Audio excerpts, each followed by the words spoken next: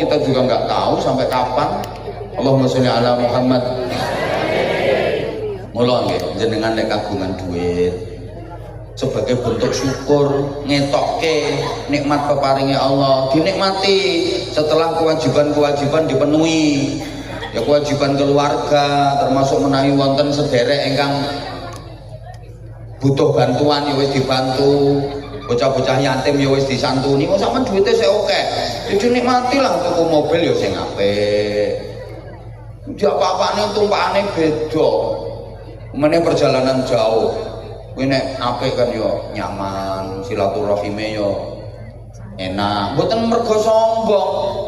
Wong kewajibane wis dilakoni ngono lho. Kados ngapunten nggih, misale kados Mbak Sri Wahyuni iki saben wulan budal umroh, saben wulan budal umroh.